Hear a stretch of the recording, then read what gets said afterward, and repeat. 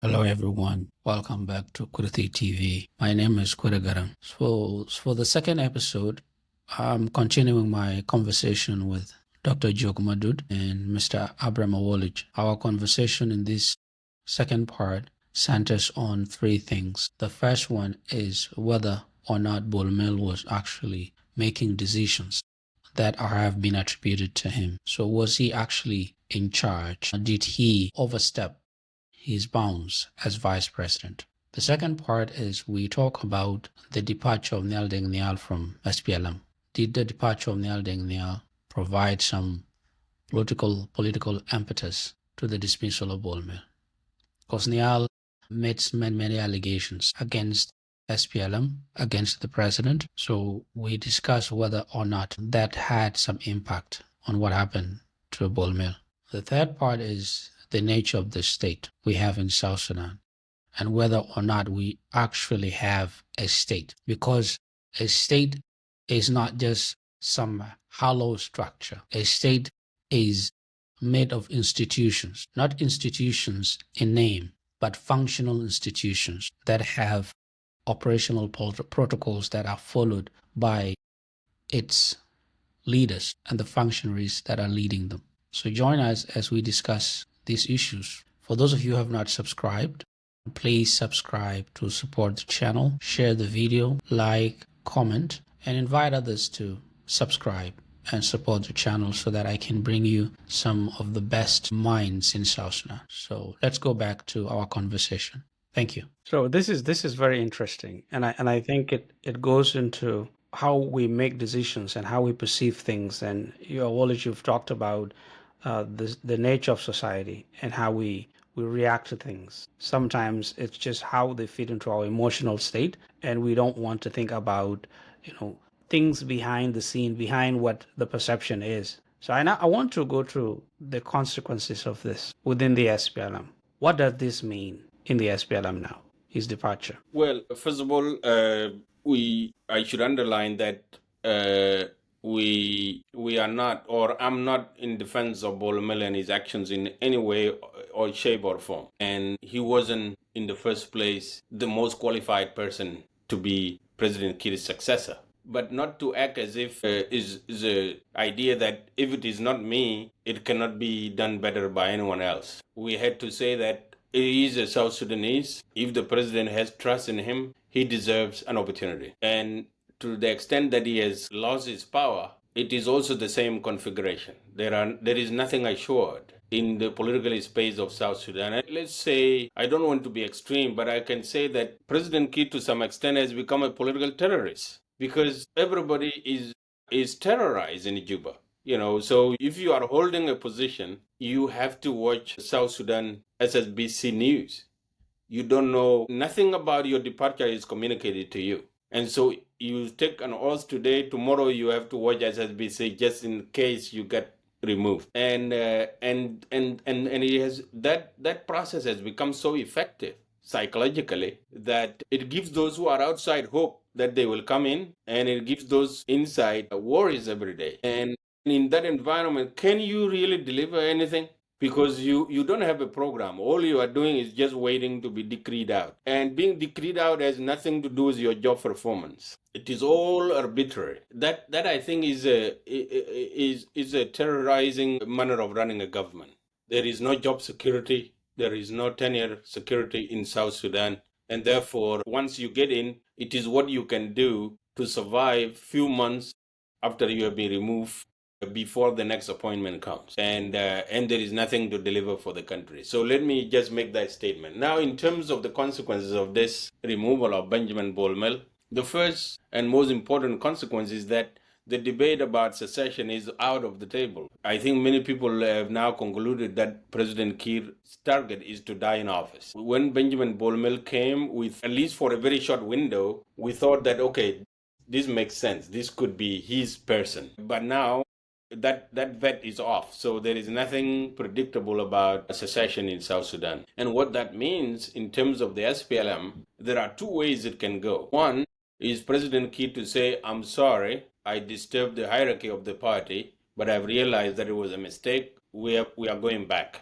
And that means those of Daniel Awed and Kwalmanyang and Waniga being reinstated as deputy chairs, and some credible SPLM person being returned to the secretariat. And a call Paul, yes, you could argue, is a legitimate SPLM cadre, so he fits the bill. But what is also clear is that SPLM has been transformed so much so that nobody remembers what are the rules. I mean, how does the party have even the rules of conduct? Is the constitution relevant anymore? And who actually decides? Who actually make decisions for the party? There's no meeting of political bureau, no meeting of the National Liberation Council. These seismic decisions are made, catching all the senior SPLM leaders unaware. And so technically, it is really hard to resalvage SPLM. I think the SPLM is, by these actions, is being erased in the memory of the people of South Sudan very slowly. And you can see Nhial Deng's interview on Lake State Media when he stated that he's open to going back into the SPLM. That was the most criticized statement of his entire interview. People were like, which SPLM is he talking about? He just ran away from the SPLM. He's telling us that the SPLM doesn't exist. Which SPLM is he going to? And we don't want to hear SPLM. We are sick and tired of it. And so if you are for the SPLM, then we are not with you. So really, so he was caught by surprise by that. He said, okay, so SPLM is being erased to some extent in the minds of the ordinary South Sudanese. And it makes sense. Children born in 2005 right now are voting. Yeah. They are 20 years old and they have memory of SPLM, but not much. If there is anything they remember about the SPLM is that it doesn't work and it is responsible for the crisis. So I think the consequences for the SPLM is that there are two options that the president could do. Try to restore the party by restoring individuals and having more dialogue in the party and restoring rule by the SPLM rule book, or continuing to make decisions alone and continue to lose the party, both in spirit and in terms of membership. The second consequence, obviously, is the secession debate, I think, should be rested in South Sudan. President Kiir is not going to want any democratic, peaceful transition to power. I think he has decided to just duke it out until the last day. Thank you. Yeah, I think what is very clear is that there are two things going on. The president has given certain powers to his vice president, so much that whatever decisions that Bol Mel was making were definitely decisions that were made on behalf of the president for the president. Indeed, the president wanted things to be done in that way, but didn't want his name attached to those decisions for future deniability, such as the bombings in Nasser.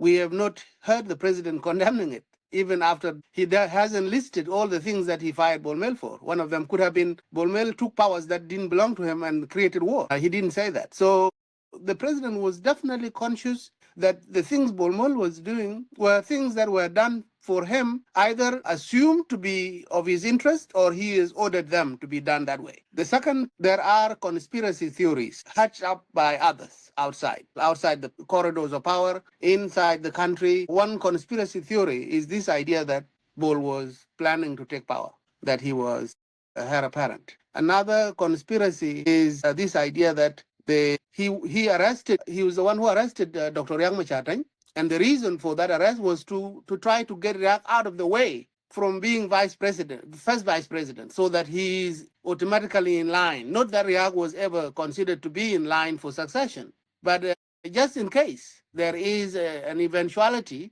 where a decision is being made about who takes over from Kiir, Benjamin Bol Mel wanted to position himself rightly. That is a conspiracy. Bol has never spoken of it. President Kiir has never spoken of it. And I'm not saying that, yes, if it has not been said, that it didn't exist. But I'm saying it was others, people who were eyeing the position of Bol Mel, people who were eyeing entry into power somehow, were the ones propagating this, and I think they are conspiracies. They are not well-founded claims. Okay, President Kiir himself has been very, very annoyed and frustrated by Riek Machar. So the fact that he's going through this trial, it cannot be blamed on one person, but on the whole system of the SPLM, because it seems like the trial, the accusations, and the processes, the legal processes that are underway, were all now being pushed in order to get rid of Riek Machar, to ease the frustrations that the president feels about him. There is just no way this could have come from one person who may be interested in that position of being first vice president. It doesn't make sense. And I'm not saying that Bol Mel did not make these decisions. He must have made many decisions. But these decisions were made in the knowledge that this is what the president wants. Otherwise, the president would have objected long ago. If the president had seen the country going down because of these decisions, the president would have stopped his vice president long ago.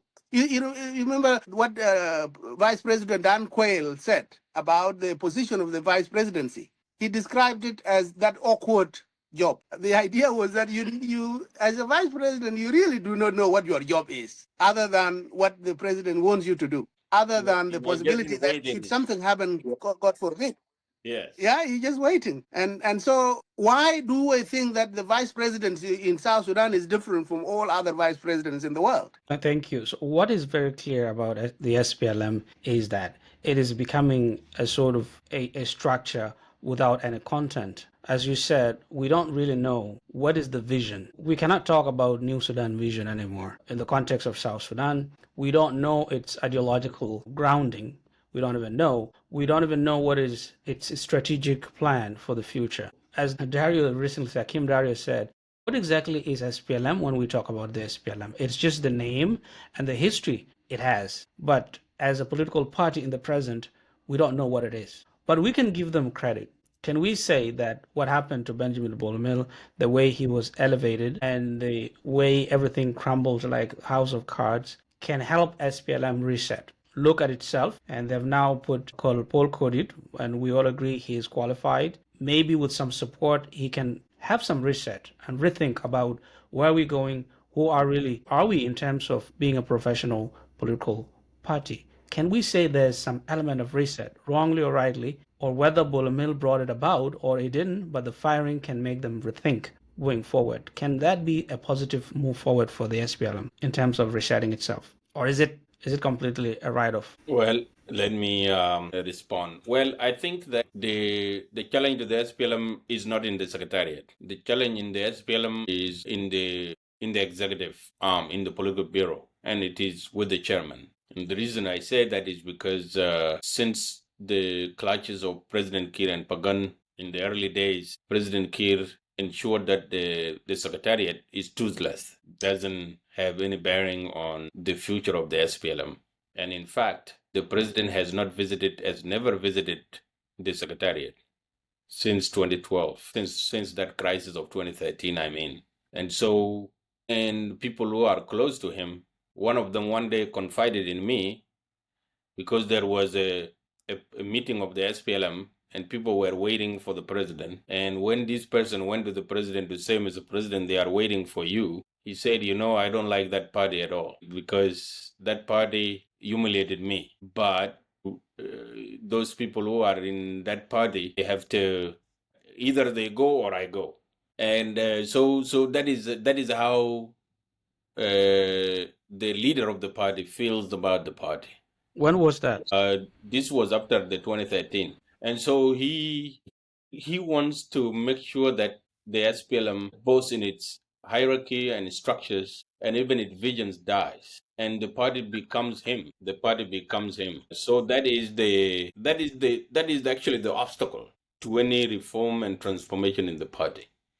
President doesn't like the way the party is structured. He felt that the secretariat held a lot of power over him, and he feels that he should to run the party the way Garang used to run it. Why is it different with him? And during that time, Garang was the decision maker at the military level, political level, judicial level, and the secretariat. So he felt that should be his way of working in the party. And so he doesn't offer a way forward, but he doesn't want anybody else to come with a way forward. Mm-hmm. And there was an attempt in 2018 during the SPLM retreat to try to address some of these issues. And a number of resolutions were made, but they did not see the light of the day. And after the 2013 crisis, they came up with a plan. Nobody can call an SPLM meeting except the chairman. So whether it is a meeting of the Political Bureau or National Liberation Council meeting or any other type of SPLM meeting, it is the chairman who decides, first of all, whether there should be a meeting, and second of all, what the agenda of the meeting should be. And because of that, every time a meeting of the party is called, the core issues affecting the party are never addressed. It is the president that comes with his agenda, and he's just going to look for people to stand up and clap to support that agenda. Whether it is changes in the secretariat, whether it is changes at the level of the political bureau, such as appointing deputies, which is actually a violation of the SPLM law, and even the appointment of the Secretary General is also a violation of the SPLM law. Those people are supposed to be elected by the convention. But he has used the emergencies of the 2013 crisis, just like he has done it for the government, to make changes. For example, our constitution still says that the governors should be elected, but the 2015 agreement says that before elections happen, the president will appoint governors, and now that becomes the law. And so SPLM is really hard to say that it can be transformed as long as President Kiir is the chairman. It doesn't matter who comes. Suppose Deng is appointed the Secretary General, nothing will happen. Kual Manyang is appointed the Secretary General, nothing will happen. And so the obstacle to transformation in the party is not with the membership, it is with the leadership, and that is with President Kiir. And that is the bottom line. They can do whatever they want. They can recycle all the bodies, whichever they want. But there is one constant, and that is President Kiir. He will frustrate any reforms, and he will continue to distort the party. It would have been better if he actually formed his own party and transform the SPLM into his own party, and so that he can get rid of those rules that come together with the SPLM. But he has transformed it in his own way and his own image. So that is my take. I have no hope in SPLM transformation as long as President Kiir continues to be the chair. So one of the things Pagan said in 2013, I'm not sure whether it was after he was removed or before, he said he tried to call the president to call the National Convention, but he didn't. And afterward, we realized that the president was blaming Pagan, that Pagan is the Secretary General, so the failure of the party was his problem. But Pagan is saying, no, I cannot call the meeting.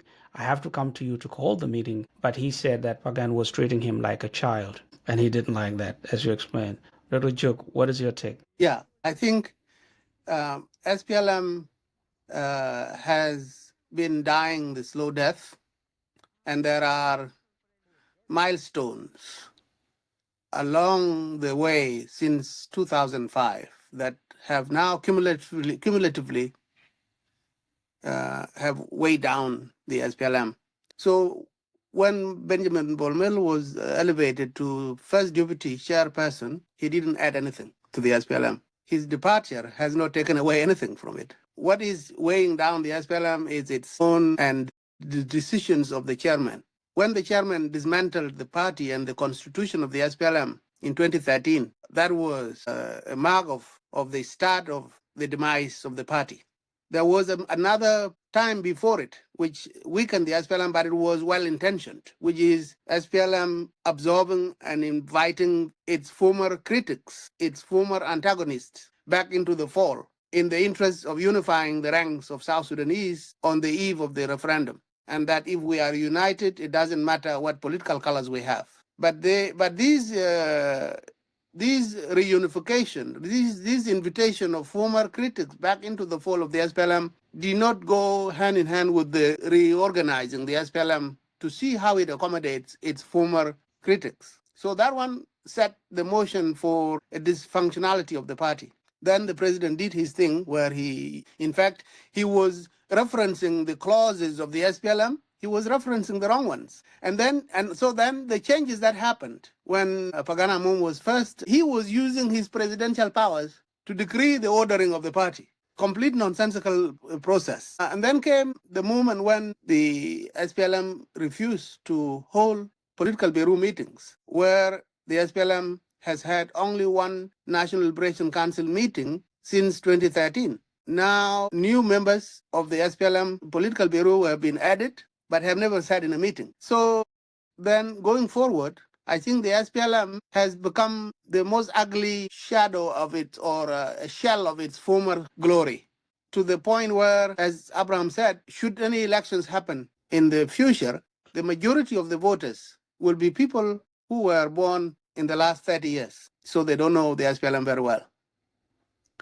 If the SPLM continues to rule this country, it ought to be asked by its own cadres, what is it that the SPLM want the members of the party in the executive to do? What are the policies that the SPLM want its ministers in the government, its undersecretaries in the government? What are the policies of the SPLM that the party wants its executive members to implement in order to attract and to maintain the interest of its wider membership? These questions have long been abandoned. Nobody says what the party policy is in the executive, because it's the ruling party. So the policies, the ideologies, the implementation mechanisms, the development plan, all of these things that the party is doing in the executive should have gone in accordance with the view and the vision and the mission of the SPLM. But the two things are running parallel.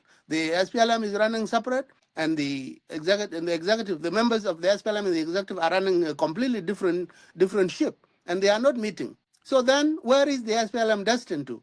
The SPLM is destined to demise. The only thing that is keeping SPLM in the minds of the people now is its liberation glory, and nothing since 2005. So how can such a party be expected to be a party of the future, unless it goes into a complete review and perhaps even go into coalition with other parties so that they can be encouraged to change things the way they do things? So I think there's some sort of edification that comes with being associated with the SPLM because of what you call the historical and liberation credentials. So people have some sort of affiliation that they've almost naturalized. If it feels like SPLM is part of the identity, if they don't belong to the SPLM, then something is missing. There's some effect to the integrity.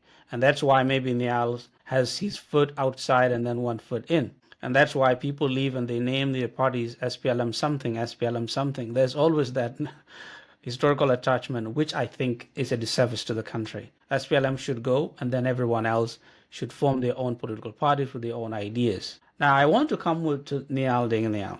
And Awolich, you mentioned his interview with Lakes Media. Now, to many of us, those who are involved in South Sudanese and Sudanese issues, I don't think he said anything we didn't know. Much of what he said was public knowledge to people who were interested. So there's nothing new. But what was new is someone like him leaving the SPLM at such a time. So that was something that we cannot downplay. Given the way he left and the way Bol Mel has been treated, and given what we heard from SPLM top leaders who felt humiliated by the elevation of Bol Mel, do you think he has something to do with this? What is it called? His declaration? Does it have anything to do with the demise of Bol Mel? I think you could argue yes, because his departure created somewhat panic because he struck at the heart of President Kiir's constituency. And he come with a lot of historical legacy from his father to himself. And being considered a quiet person, for him to take such a decision must have been a very courageous decision on his side. This would be characterized as one of his courageous decisions he has made. And there was a lot of fear in town, about him, and a lot of people planning to join him. And you begin to hear rumors of people having been sent to him to try to get him back. You can speculate, but there is one more step that we need to see in order to confirm that this was linked to the departure of Nhial Deng. One step is a call poll has been brought, but we are still waiting for who is going to be the deputy chairperson and what will happen to the historical senior leaders of the SPLM. If there is a return to that and an attempt to appease Nhial and try to make him feel like you are looking for reforms, you want the party to move forward, and you felt left out, we are working to bring you back. Not that it will actually happen, but if the trajectory is in that direction, you could argue that yes, the departure of Nhial was not received lightly in Juba. And it was, some people consider it a betrayal, and many South Sudanese consider it an heroic act to highlight and confirm the speculations about the way the country is running. Yeah, so I think there is a reason to speculate that. So it could be that. It could also be the fact that the economic situation, economic meltdown, is deserving a lot of attention, and somebody has to be a casualty for it, in addition to the other things that we have mentioned already about secession and all of that. So I believe Nhial's departure struck a certain note in the leadership structure and the society that required a shift of direction. Otherwise, the feeling that the whole thing is coming down and there could be a defection en masse of key SPLM leaders, leaving the president vulnerable, was also projected. And so I could say that, yep, it could have hesitated, it could have precipitated the decision to remove Benjamin Bol Mel. Thank you. Even if it was not entirely the reason. Yeah. Thank you. All right, Jok. Well, I think the SPLM is not only needing transformation. The SPLM is deformed as it is. And therefore, since there is a lot of people who think that the SPLM still meets with love from people of South Sudan because of the liberation credentials, all that the SPLM has to do to rescue this country is to push for elections so that they can be humbled by the people once and for all. But when it comes to the SPLM actually being reformed in the current state of affairs to become a better party, a party of the people, to have people-centered policies, that train has left the station long ago. And I think we as citizens of South Sudan are simply, doing ourselves a disservice by clinging on to this party. And the only thing that can change things in South Sudan is for all the opposition, the civil society, and even some members of the SPLM who are unhappy with the way it is to demand for a political space where other political parties can have a space to campaign, to rally, and to build themselves as credible political parties, and not opposition parties within the SPLM the way things are today.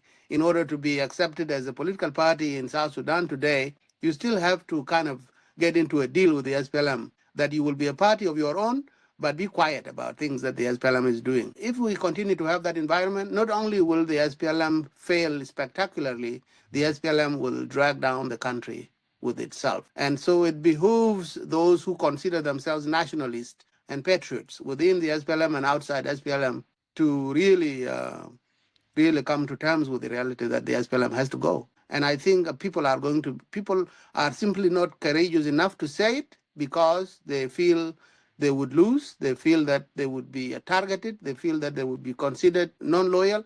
But it is in the eyes and the minds and the hearts of many South Sudanese. Most South Sudanese would agree that the SPLM has run its course and has to be retired.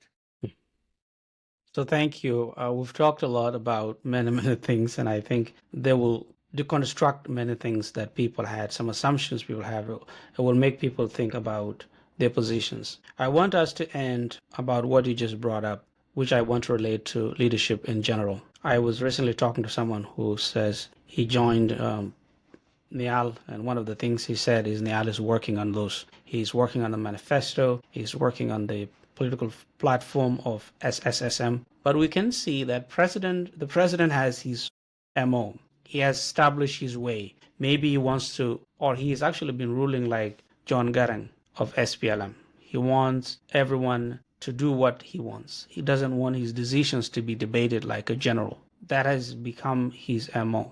And that is not a way to rule a country that wants to democratize. But what has been done to Bol Mel, the abrupt way it has been done, the unprofessional way it has been done, the vindictive way it has been done, what does this mean to leadership in South Sudan? And connect that with what Nhial said as your final word, briefly. Well, in my case, I'm not taking that position of being vice president, given what happened to Bol Mel. So count me out of count me out.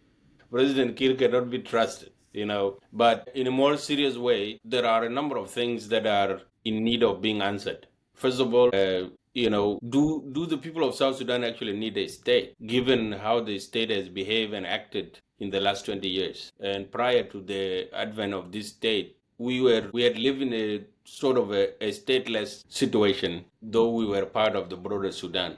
And our people have survived. They figured out their way to survive, to live. That question needs to be answered. The second question that needs to be answered is, what is leadership, the current leadership? To be honest with you, if John Garang was a leader, if he was still alive, he could possibly have been authoritarian, but an authoritarian that is able to persuade you. And his program of action would have been to some degree beneficial to the society. And I can tell you that if President Kiir was delivering things for the people of South Sudan and giving people a space to prosper, and even if he had inclination to be a dictator, I don't think, yes, some of us would be very unhappy with it, but the justification for his continued stay in power would be, there would be some reason to say, well, he's doing something, the roads have come, things are working for us, so what is your issue with him? Your issue with him is your issue. It has nothing to do with the population. But unfortunately, it looks like his leadership and the type of state that he is running and government is actually a problem to the people of South Sudan, to the point that you would ask that question: do we really need this state that is really a nuisance to us, is actually distorting the way we function, and is not offering an alternative? Do you mean we don't want a state, or are you saying we don't want this kind of a state, or are you saying we don't want a state at all? We've survived without state. I'm raising that question so that you can then go deeper to say, okay, what is the function of the state? If it is so, first of all, you would have to suggest that the state has done things better than when we did not have a state. I say no, we haven't. And if we haven't, then why do we need it? If it is actually making the situation worse, why do we need it? This is not to say that we don't need a state, but to say that a state must only exist to the extent that it is doing something that could not be done without a state. Security is not being offered. Economic conditions are worsened. Social cohesion is fractured. So what else is this thing useful for, honestly? And so President Kiir needs to answer that question, and the SPLM needs to answer that question. They have no justification to exist. They are not offering anything substantive to improve the well-being of the people of South Sudan. They are not able to protect the borders. They are not able to provide internal cohesion. The economy is a pre-fall. There is nothing that justifies the existence of this state. And so that is the first layer of leadership that we need to look at. And then if we are to replace President Kiir, which is what I want, do we want to replace it so that we can operate this state? I don't think so. I would want this state to be dissolved because it doesn't offer any value to the ordinary people of South Sudan. So if I want to replace President Kiir, and this is the challenge now to the leaders of opposition, you have to explain how this state and government that you are going to lead, going to offer and add value to the lives of ordinary South Sudanese. The state we have seen so far for the last 19 years has not added value. It has actually taken away from the society. And so that, I think, is the key to talking about the next steps in relation to South Sudan. This economic agenda, what is it for? The state we have, in my view, is designed and structured in such a way that it reflects a market-organized society. We are not a market-organized society. We are totally not a market-organized society. we are totally different. So the state, its structure, does not cohere or align with the way society is organized. That's one. Number two, if the society is not organized in that way, what kind of economic system do you want to have? Because their markets are not the organizing power of the society. It's something else, and we know what it is. Then the economic policy must align with that social structure for it to function. And its ultimate objective has to be, and I think if you want to make economic policy, in my case, it would be a simple question. Does this economic policy improve the lives of the people of South Sudan? If it is yes, let's do it. If it is no, we don't need it. So those basic questions, in my view, would dictate the line of argument that we want to provide, especially the leaders of opposition, is to actually question the legitimacy of the state in terms of what it is doing to the people of South Sudan. Then under that, questioning the leadership that is leading that state in a sense that it has not offered anything substantive, whether it's word, vision, or substance of what a state need to do to be legitimate. And so technically, the state we have remain both in principle and in practice an illegitimate state, regardless of who is in charge. Yeah. And then it is worsened by who is in charge. And so this is a challenge to us and to the leaders of opposition. We must offer something really different. Okay. Offering to run the same system as it is now, the result is going to be the same. So, and that is the challenge to the leadership, because they see themselves as existing and they don't feel justifying the existence is something they have to do. They just exist. They've earned that space and that position, and they don't feel they have to justify that to anyone. So maybe SPLM needs thought leaders, people who can think in terms of what you just said, in terms of what kind of state do we have? And if this state is not providing services to the people, then why should it exist in the first place? So these are deeper ideological and political issues that will need thought leaders within the SPLM, within the leadership, to be able to actually strategize in terms of what do we do? How can we plan? So thank you. Dr. Jok. Yeah, no, I think the kind of the atmosphere, the political climate created by departure of Nhial Deng may have pushed the events in such a way that down the road they became part of why Benjamin Bol Mel was treated this way. But I don't think it's a direct causation, because the debate in town today is no longer about succession. Whether through SPLM or not, people are no longer talking about succession now. The debate in town is now who will replace Benjamin Bol Mel, who will take his place. So already names are being thrown up for people who might be considered for this position. So President Kiir has accomplished his goal, which is to cut people's mouth out of from the talk about secession. He's not going anywhere. He's going to be in power until he is no more anymore. And so I don't think what was done to Benjamin Bol Mel is directly linked to Nhial Deng, but it created that climate. And I think going forward, we also heard that there were some people being sent, a delegation of elders from Warab state being sent to look for Nhial Deng, to invite him to come back to Juba to take up whatever position, whether it is VP position or the Secretary General of the SPLM. There is that discussion going on. Indeed, in that way, it is not that the removal of Benjamin Bol Mel was linked to the departure of Nhial Deng, but now the departure of Nhial Deng is linked to and his possible return is linked to the fact that Benjamin Bol Mel is no longer in that office. So I think that is the connection. In general, I think South Sudanese have become increasingly more enlightened and more vocal, but they are not speaking in unison about anything particular, right? Because how do you bring change to a country through the civic action? You do so if people are united. Even if they are not united under one, they can be united as groupings, coming together with one common goal. And the common goal is to bring about some kind of political transition, changing the power base. And that does not exist. South Sudan currently is more divided along ethnic and political lines than I've seen it before in my years of watching this country. So I think what will bring about change is not transformation of the SPLM. It is not the reinstatement of anybody. It is not the return of Nhial Deng. What is going to bring about change in South Sudan is going to be whether South Sudanese actually do identify platforms where they meet and discuss possibilities of working together to bring about change. Change cannot come by itself. Change has to be manufactured. It has to be created. It has to be supported. And it has to be built with ideas, with ideologies, with program of action. One of the weaknesses of Nhial Deng's departure is that he did not actually show anyone what was going to be his program of action, what was going to be his political work that is complete with ideas about how he's going to build the party, how he's going to recruit people, what is the ideology of that party, what is the plan of that party in terms of leadership, in terms of development, in terms of reorganizing the political space and so forth. No plan we have seen. Maybe he's working on it after the declaration, but we haven't seen it yet.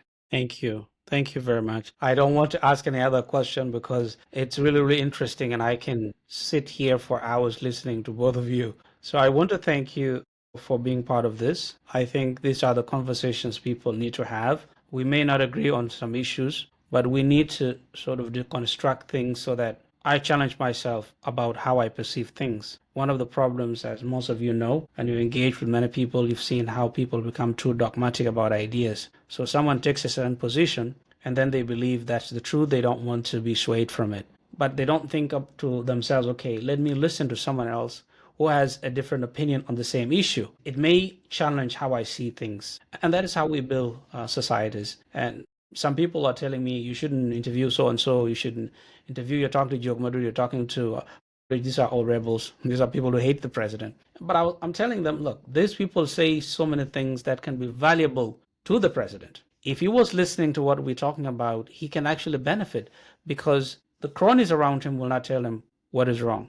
They will just go out to the president, they suck up to the president, but people will tell him, Mr. President, this is what is going wrong. These are the people who tell you what is wrong. So I want to thank you for this conversation. This is really helpful for me and for South Sudanese who are starting to challenge themselves. I was really impressed. There's a video I posted, and I could see the comments by young people from Awil. One young man posted a comment that is so impressive. He positioned Bol Mel as someone who is flawed, has mistakes, but he also pointed out why we shouldn't ignore the fact that he's a son of a certain place. And he said it's unrealistic to assume that people from Awil will say, hey, he was corrupt, we are not going to feel something for him. That's not realistic. And the conversation you're providing are the ones making them think that way. So I want to thank you. Absolutely. Well, if I can say something just in closing, is that hopefully we have resolved your previous question about whether the president is being manipulated or he is the decision maker.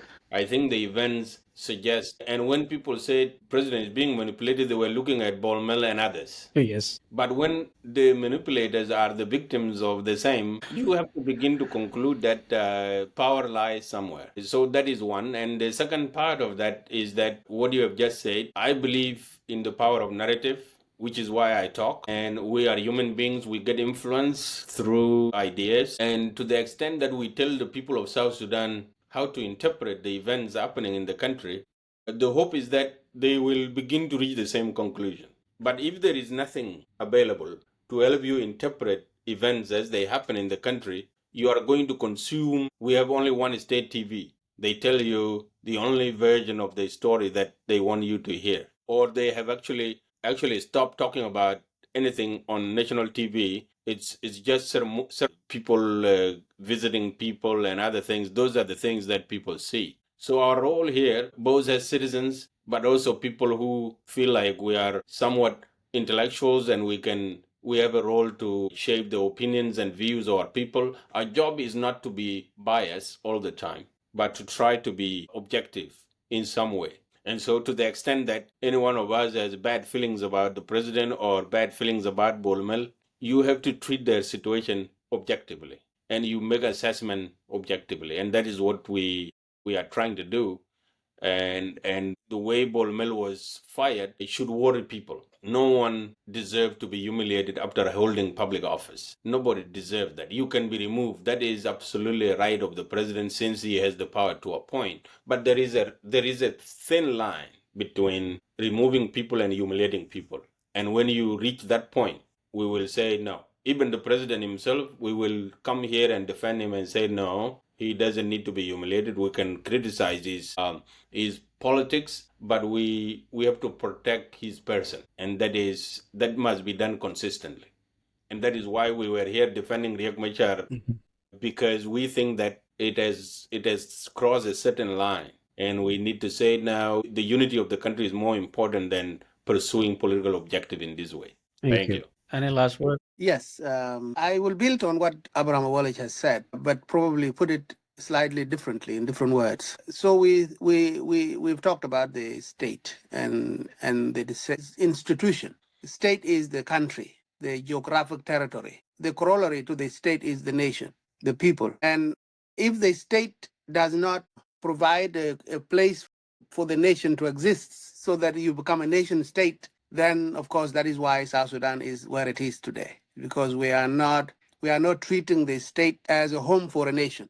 We are simply thinking of the state as existing for its own sake, for just to have a state. And so and we talk about leadership, saying that this state is in turmoil, it is unstable, it is undeveloped because of failure of leadership, that there is leadership vacuum. But we have never asked, what kind of a leader are we looking for? What is it that makes a leader a leader? And so we can say, to answer that question about leadership, is that what we need is somebody who recognizes that we have to have a nation to go hand in hand with the state. And the state may be born, but a nation is not born. A nation has to be made, it has to be created. And who creates it? It's this thing we call a leader. And so for somebody to distinguish themselves as the leader, their agenda should be to build a nation, to be one with the state.